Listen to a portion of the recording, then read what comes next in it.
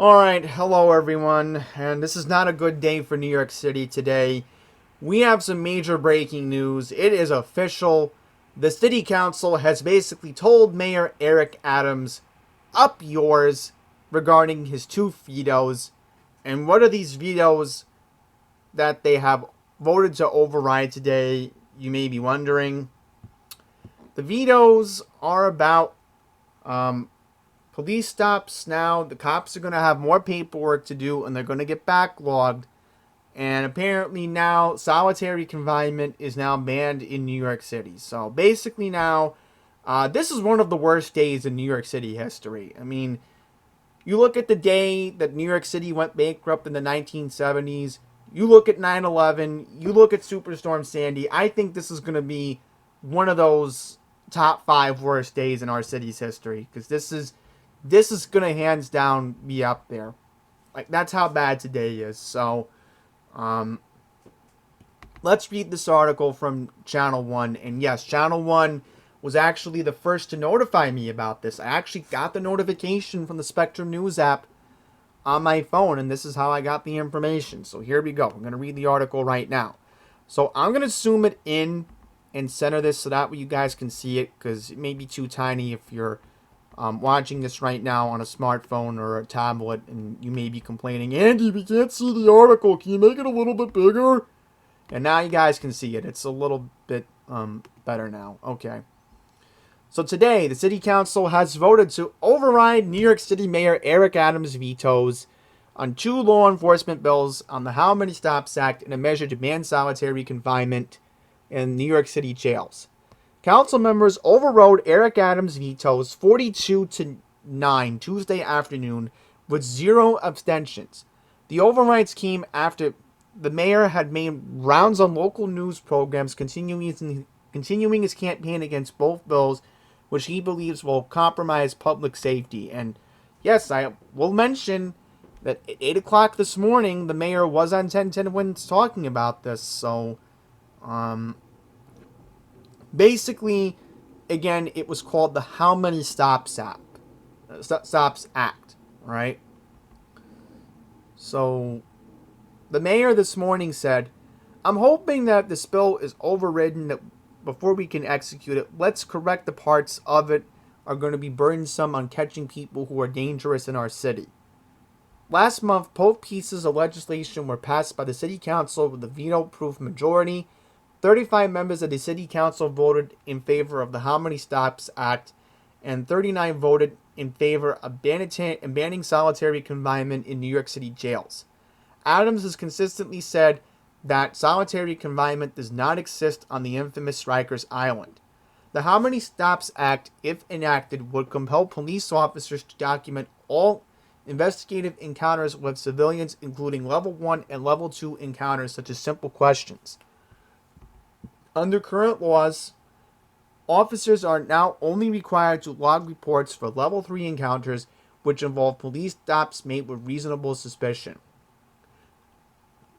So it says here, 2/3 majority, 34 votes is needed. So, I am only curious if those 9 nay votes were from my city councilman, Jim Gennaro. Because I bet he was probably in the majority. I bet he was. You know? 2/3 majority, yeah, 34 votes, yeah. And, Channel 1 was teasing it this morning. Pat Kiernan gave that little smirky look. And I'll play the video. We're going to watch a couple of videos from Channel 1 before we wrap this up. And I want to show you something from Vicky Palladino today. Because Vicky Palladino was completely disrespected today. You want to talk about the utmost disrespect today? You're going to see how bad things were. And the fact that a city council member was stopped this weekend, it just shows the proof that, this is what happens here. City Council's Committee on Public Safety and Council on Criminal Justice held back-to-back hearings to vote on each bill ahead of the full council's vote. So, there you go.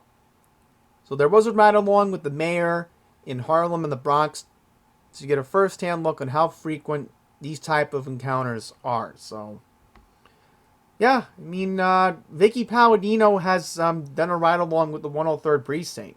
I mean, me and Vicky have gone back and forth about it. So, you're gonna see how the disrespect that she got today, because honestly, that's not okay with what happened. All right, not okay, not at all. So I'm just trying to see if I can find the city councilman that actually got pulled over over the weekend, which that's probably what happened. Probably what happened on you know, I'm trying to find it here. May not even be on here. May not even be here. Nope. This is what I mean about Channel 1. They don't show the accurate news. Alright? So we're going to find that councilman who got pulled over. I'm going to look for it. So I don't know why Channel 1 doesn't have this video on their website, which, doesn't that make you suspicious? Seems we're seeing the same repetitive cycle like News 12 in Long Island, aren't we? So anyhow, let's play this video, and you're going to see what happened to City Councilman Yusuf Salim, who, by the way, was one of the exonerated member of the infamous Central Park 5. So watch this. Just watch the video. Hey, hello, I'm Officer Kentucky from the 26th Precinct. I'm Councilmember Salam. Oh, council member? This district 9. Oh, okay. Have a good one. Yeah. You're working, right? All right. Take care, sir. So, I do agree with the councilman. They didn't explain why he got pulled over.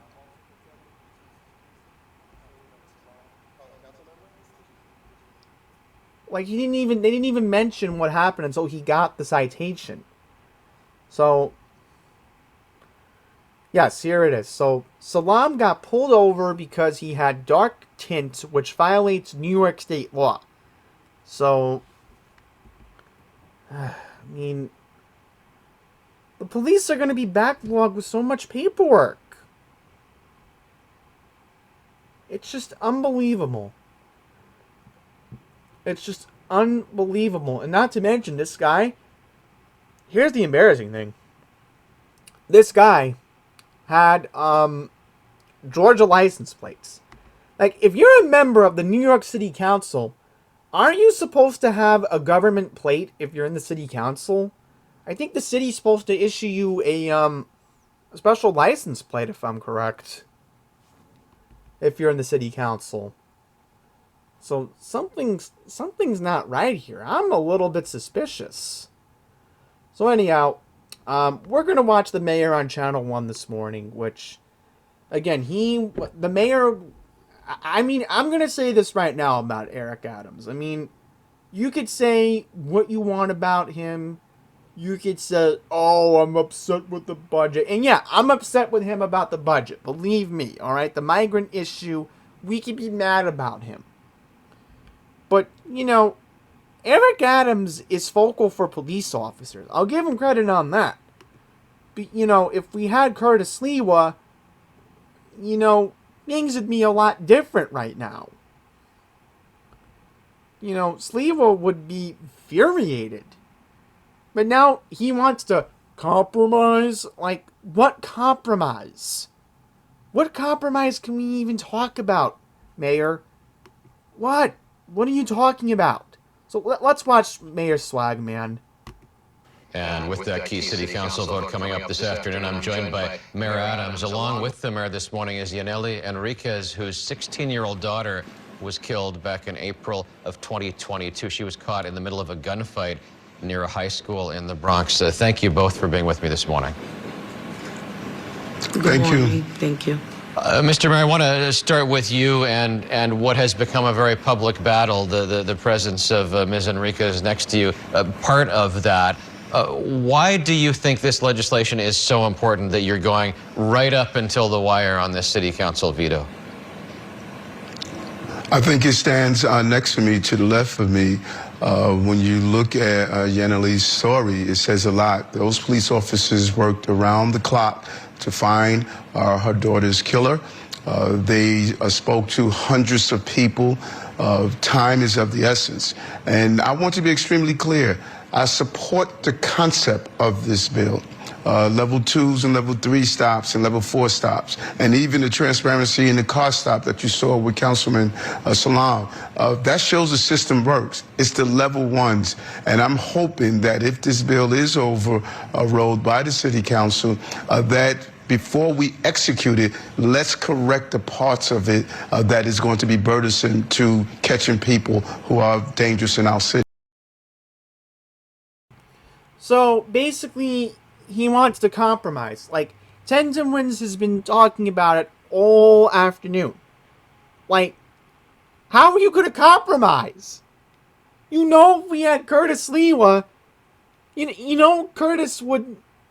I'm not going to enact this. Not on my watch.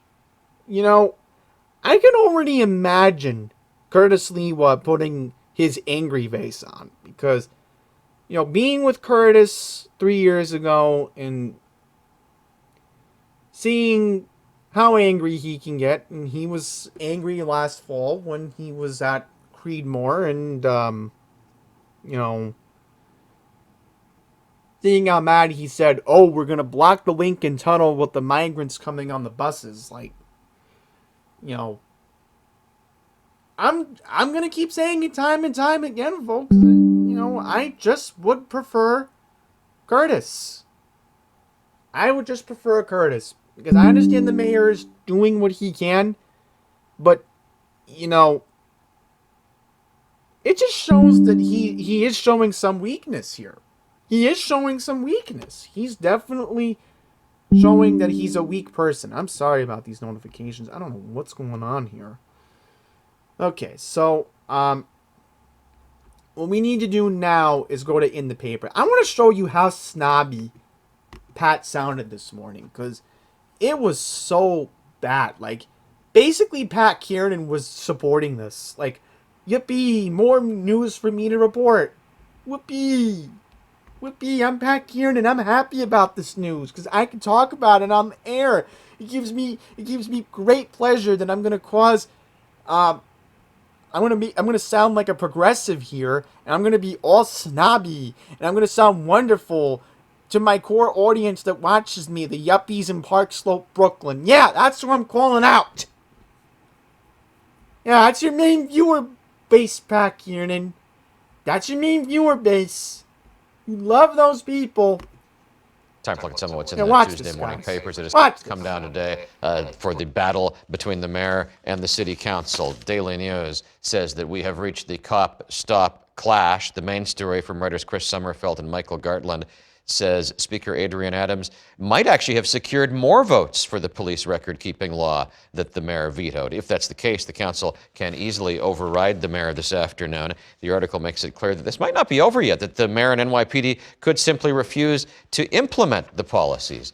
It's on the front page of the Post as well. The Post leads with a perspective on the Cop Stop bill from 3 mothers who wrote to the city council speaker to say they worry about cops wasting time filling out paperwork when they could be out on the streets. They wrote, "Is the idea to prioritize paperwork over justice?" They posted a editorial board in line with that viewpoint, saying the city council vote is fueled by anti-police bigotry. On to some of the other stories in the posters. The sports lead. Oh my God. I mean, really? Really, Pat Kiernan? I mean, you're basically rubbing it in our faces. Look at his face. Look at Pat Kiernan's face. This is the face of him looking all snobby. Look at him. Look at him. I'm telling you guys, he used to never act like this. He used to never act like this. And now he acts all snobby. You know, last week, to go off topic, guess what he does last week with wonderful co-worker Team Filter, who, by the way, her husband is a high-pitched moron who used to work for CNN. Talking about Brian. Yeah, that high-pitched idiot. So, last week, they were talking about black and white Oreos? What? I mean, what else can you say right now? I don't even want to talk about the other news going on in the city right now, because maybe we'll do that in another video. I don't know. I'm just not in any mood today. Alright? I mean, maybe I was going to do a John Dabbit video forecast just to show you how... Because again, the only reason why I will ever appreciate this TV station is John Dabbit. Because at least John Dabbit talks about climate change. Right? He loves to talk about it here in the city. But yet, if you watch News 12 in Long Island, in fact, I'll just show you who John Dabbit is. We'll look him up. I'll show you his page before I show Vicky. So this is John Dabbit. He's the chief meteorologist on Channel 1, and he does a good job. I mean, compared to Samantha Algieri in Long Island, I mean, you know, I've told people in Long Island, like, guys, you don't have to, if you're not a snob and you don't like Samantha Algieri, you have access to Channel 1. Just put on Channel 64 in Long Island. I think other Optimum boxes have it out in maybe the Hudson Valley or New Jersey. I mean, this guy's a good meteorologist, you know? He was actually live on the air when we had the tornado here in Fresh Meadows, believe it or not. I found that out. Yeah, he was actually on the air. So, you know, he does a good job. In fact, he used to work for NBC. So, I'm telling you, when the Warner Brothers was still running New York 1, they made the right move hiring this guy. And yeah, okay, when the Warner Brothers were still running New York 1, alright, I understand why Pat Kiernan's still on. I understand why Louis Dodley is still on. Okay, because I feel like the four guys left from the original Time Warner era are Pat Kiernan, yes. He was still with them when the Warner Brothers still owned New York 1. You still have Louis Dodley. You still got who else? I'm trying to think. Yeah, Louis Dodley's one of them. Pat Kiernan. And then you got John Dabbit. So those are like some of the original guys left from the Time Warner era. Like other than that, they've brought like all these new people in who I don't recognize. Alright. And, you know, the politics side of things, you know, Dominic Carter did a great job with Inside City Hall. He was a great host. And then they just tossed him out for boring, old, snoozy, sleepy Errol Lewis, which I cannot stand the guy. Like, Dominic Carter, and, you know, the times I watched Mike Bloomberg debate, when Dominic Carter was moderating those debates, Dominic made watching those debates fun. Now you got Errol Lewis. He just puts you to sleep. I'm not even going to show you his picture. And yeah, am I going to watch Inside City Hall tonight? I don't know. Maybe I might do a separate video calling out Errol Lewis. Not tonight, but maybe tomorrow, maybe Thursday I'll do it. But yeah. So anyhow, to wrap up this video, let's watch the disrespect of Vicky Palladino, because this has to be discussed. And the media is not even going to show you this, so let me put it on the screen and you guys can watch for yourself. So let me get this here.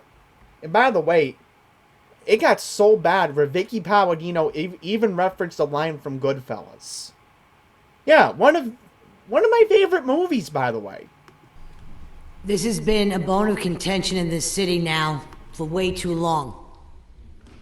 Our cops have been under attack by a body of people here that I really believe do not understand the full extent of what you guys are trying to do. What you guys are trying to do here is, instead of defunding, you're dismantling our police. You're tying them up with senseless and unnecessary paperwork. When they have a body camera on 98% of the time that records every interaction that they have normally, it's got nothing to do with transparency, in my opinion, and in the opinion of many people who live in New York City. Public safety is a #1 issue here in this city.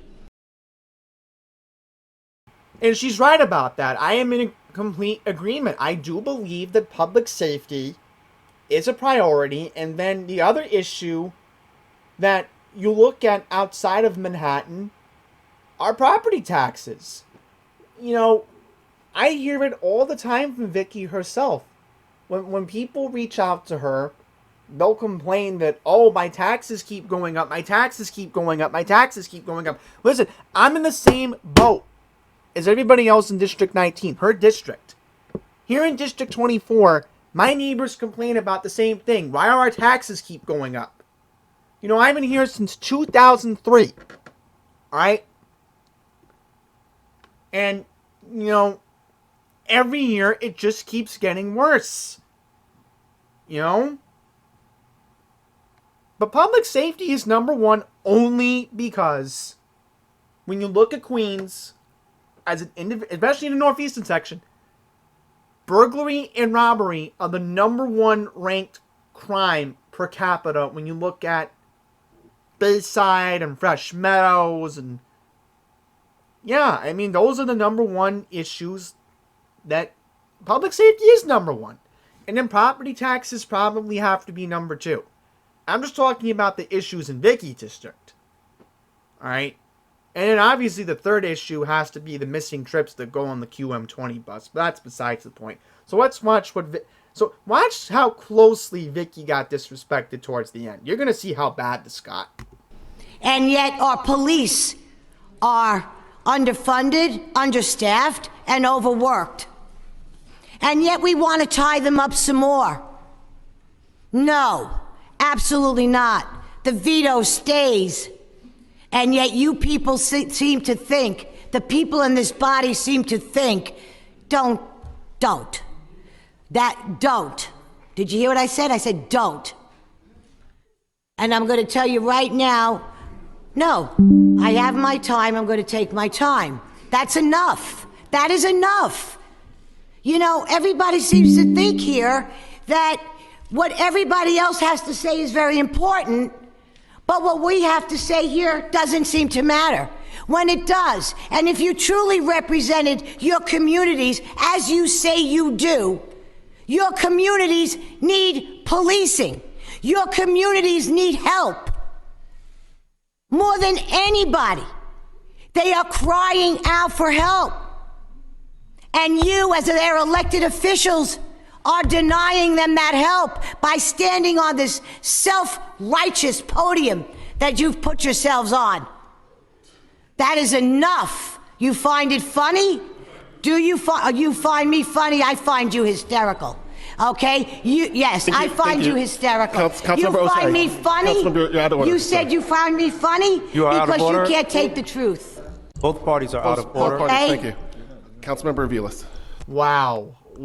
I mean, this is unbelievable, the disrespect that Vicky Palladino got earlier this afternoon. I mean, when I was at work, and I got the notification on X that Vicky Palladino sent this out, and I was like, I gotta take a look at this and literally, I had a moment alone in my office today, like before my supervisors came in, when I was in New Hyde Park. I watched the whole 2-minute video while I was at work.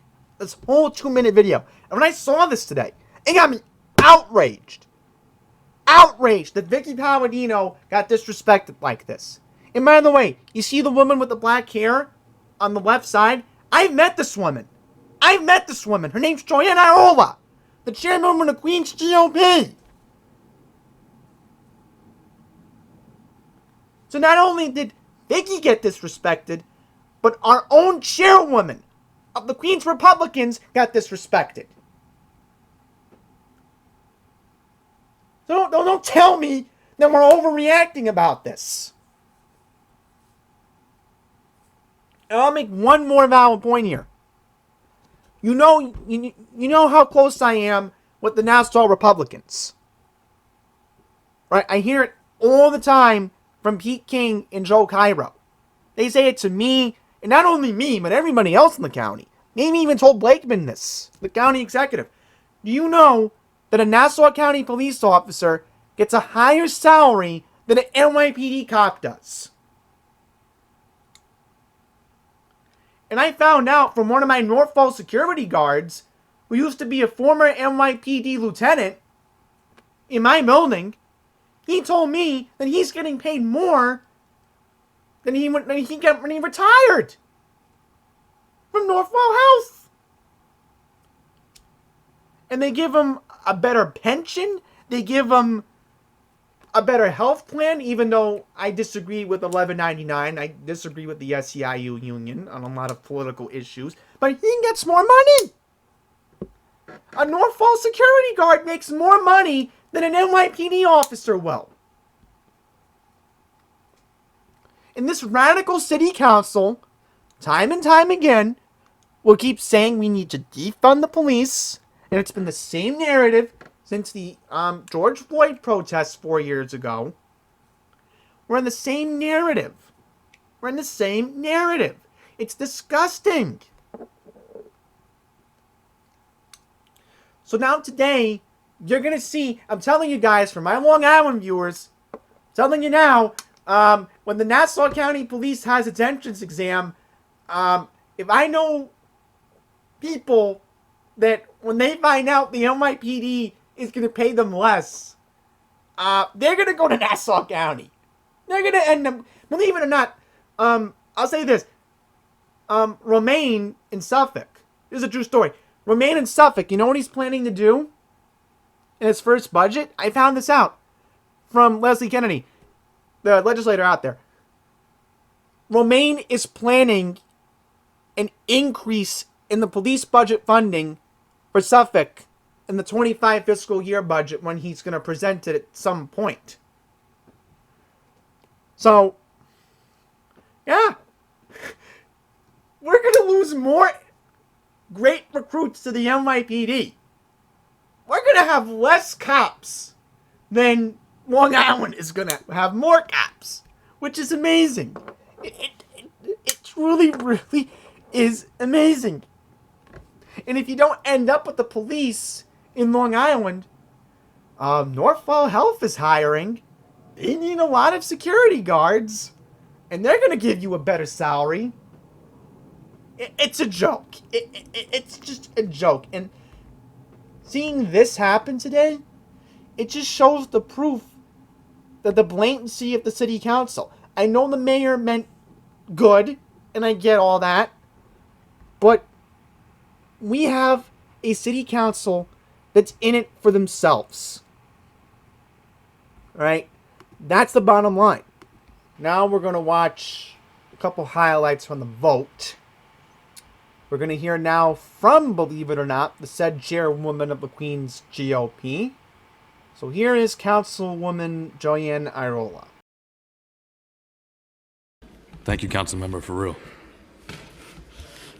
Ariola. Permission to explain my vote? Permission granted. Thank you.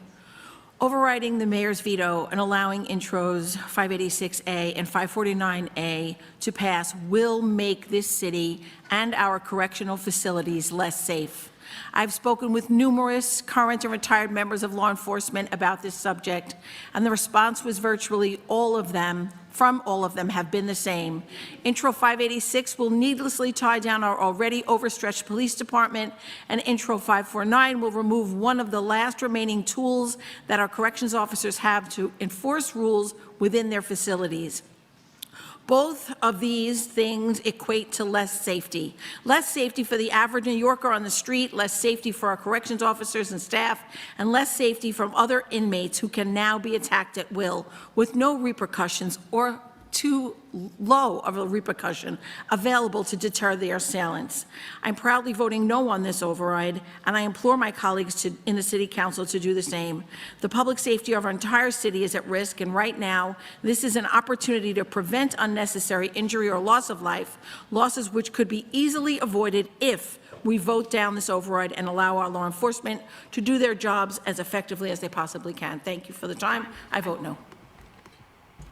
And I'm very happy that Joanne spoke up because, you know, this is why we have good leadership in Queens GOP, because of her. You know? And I know there might have been bitterness in the past with Vicky Palladino, and I get all that. But, you know, we all came together. We all helped Vicky in our time of need. Especially 2 years ago. Vicky first got elected. So I'm just waiting to see if I can find something here. I'm going to keep fast forwarding, but, you know, I'm going to see. Did Jim Gennaro speak? Looks like he did. Okay, I'm going to see if Jim Gennaro did speak. Madam Leader, I wish to speak on my vote. Permission granted. Thank you. I'd like to thank the think this is Jim Speaker and the Gennaro. Council Let's see. leadership for working with people all across the political spectrum and engaging. Can I rewind back to like 50-something minutes, and then we'll go back here. Somewhere around here. Let's see. Madam Leader, I wish to speak on my vote. Permission granted. Let's see. Wish this would To make sure there are no unintended consequences. Thank you. I vote aye on the override. Okay. Gennaro. Here we go. Here's Gennaro. Madam Leader, I wish to speak on my vote. Permission granted. Thank you. I'd like to thank the Speaker and the Council leadership for working with people all across the political spectrum and engaging moderates like me in order to make common sense clarifications, common sense modifications to make sure the bill was that both bills were fair. So I certainly appreciate that. I appreciate the public advocate for engaging me personally. Had a lot of conversation with Rosie Mendez also, and I appreciate the collaboration and the outreach to moderates in the council. And with that, I vote aye.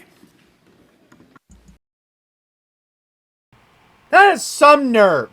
That is some nerve of Jim Gennaro to be doing this. He claims he's a moderate. You think any of my neighbors support this plan? Solitary confinement, I don't know. I mean, the Asians, okay, that's a different story. The Jewish, I'm telling you right now, my Jewish neighbors support solitary confinement. They tend to lean conservative on that. I tend to lean conservative on that. And he said it! He said it! We got him dead-eye, guys! This is what I have to do that the media won't do. And I'm sure maybe John Rinaldi, who, by the way, now wants to run against Alexandria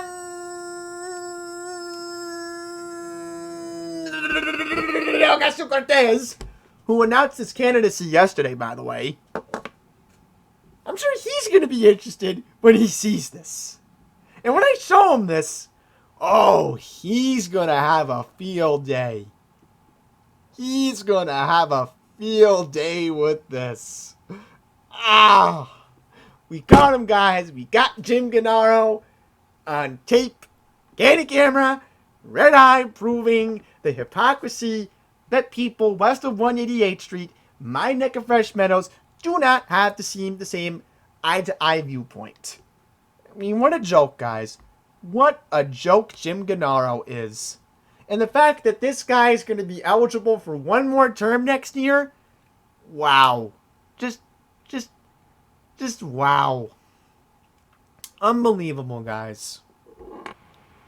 So to wrap up this video, let's hear from Vicky Palladino one more time. And that's how we're going to wrap up things here, folks. Because I'm telling you, for those people that assume that I'm kissing Vicky Palladino's butt, for those people that think that, I'm, kissing the ring of Vicky Palladino. Look. If you people want to comment below and criticize me all you want, go on ahead. Go on ahead.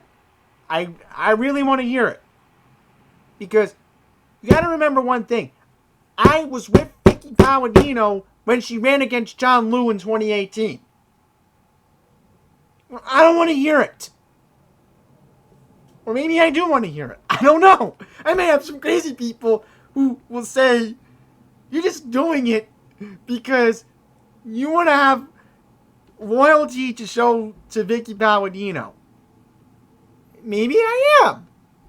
Maybe I am.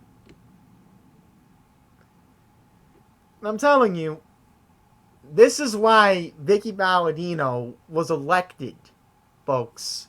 Common sense. We don't have that much left of it here in the city. So, Vicky Palladino could well be my neighbor in Florida within the next, I don't know, year, 2, 3, 4 years. Because remember, once 2025 is up, if she wins in 2025, that's it. You can't run for a 4th term. You can only run for 3 consecutive 2-year terms, I think. So anyhow, let's watch Vicky, and then we're gonna wrap this up.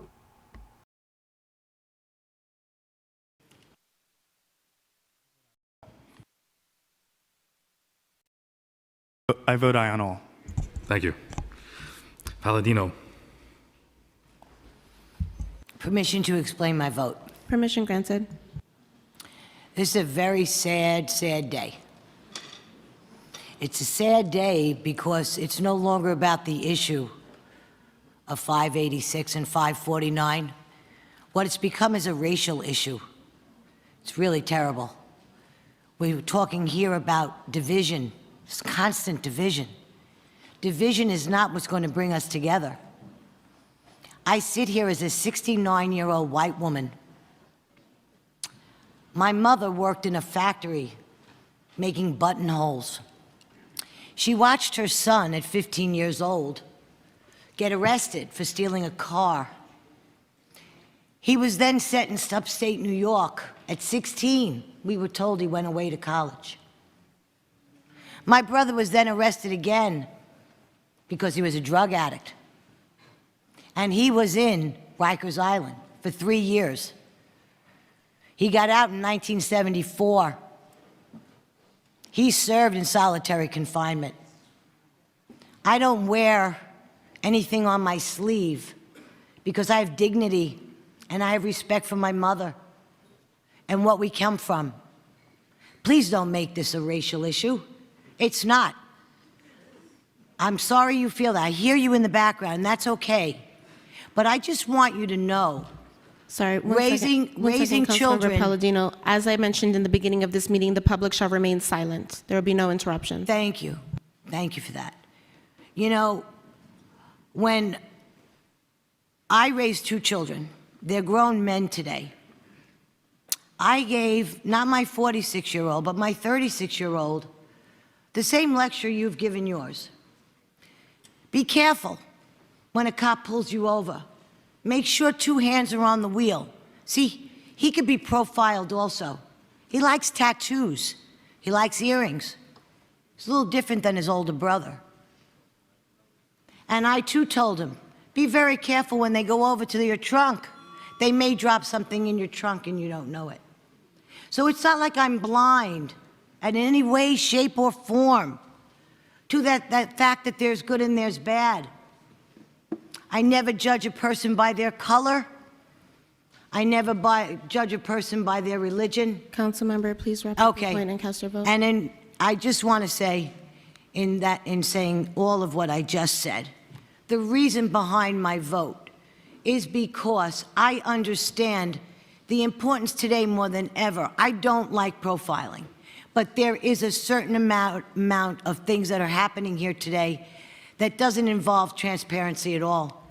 It's just about color. Councilmember, And please, please it cast your should not be. So I vote no. I want this veto to stick. Thank you very much, everybody. Powers.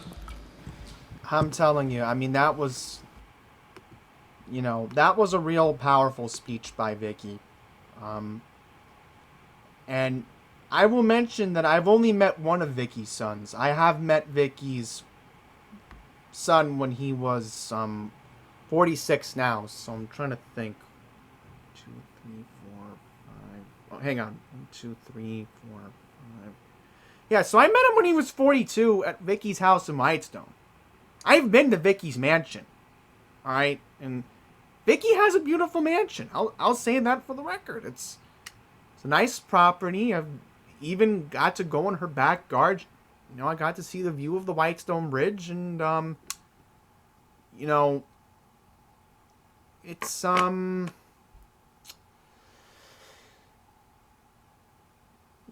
it's a very powerful speech on how personal she had made it to the city council today.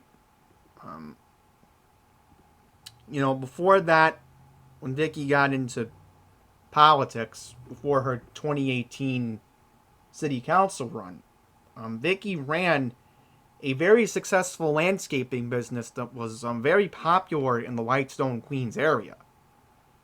And, Vicky earned her money the right way, made a great living, made lots of money, worked her way up with her husband, and, got to where she is in life. And,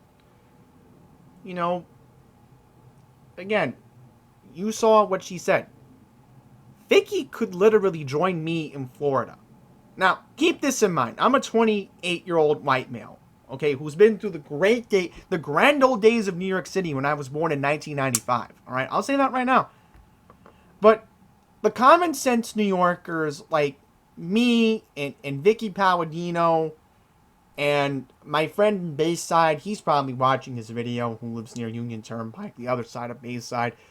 Who else can I think of? Right, my cousin's in Staten Island. And then, okay, yeah, there are people in my family who do lean to the left side of the political spectrum. But, we could end up losing everything now. We're on that verge right now. I keep saying it time and time again. This is the sinking ship that has come. This is the sinking ship, folks. And I don't see how New York City can recover. I had Lisa Daglian from PCAC many years ago tell me, oh, New York City will never collapse. We've come back once in the 70s and we'll do it again. I don't think this is going to be possible this time. I don't see a clear path. We don't have an Ed Koch coming to save the day. We don't have a Rudy Giuliani coming in to save the day. All right? We don't have that anymore. For now, unless a crazy miracle can happen next year that Curtis Lewa can become mayor next year. But for now, I don't see a path forward. And before I wrap this up, people will say, Scott Stringer's going to run for mayor again. Is Catherine Garcia going to run for mayor again? Is even Andrew Cuomo thinking of running for mayor again? I mean, we're a circus right now.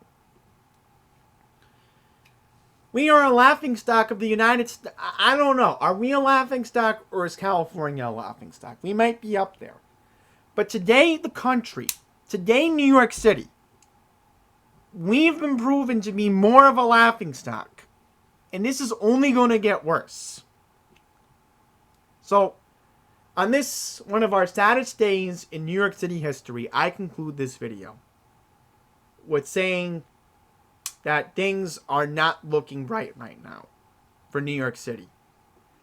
And I am, on the verge of moving to Florida because of these antics.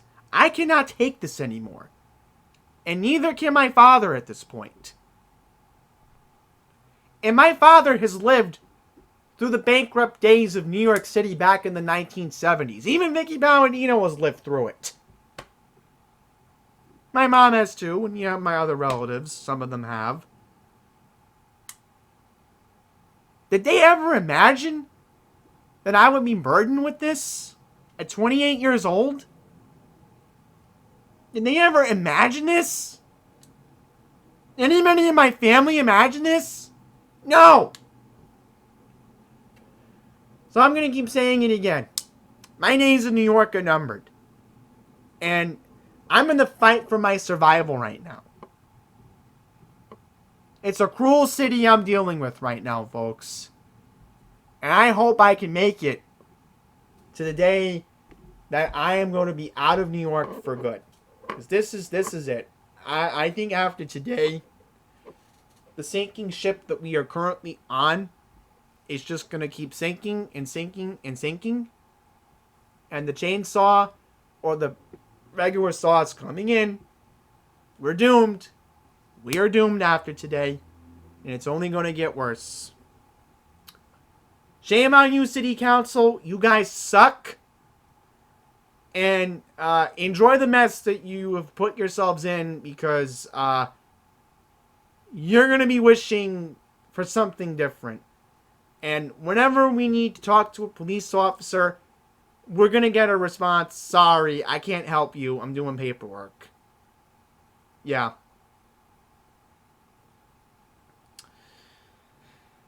So that's it. I'm done talking. And believe me, I am just beyond loss of words today. This is truly something I never would thought would happen. But again, this is New York City, and we're living in the dystopian of it. The former shell of the great New York City is now crumbling into the ocean.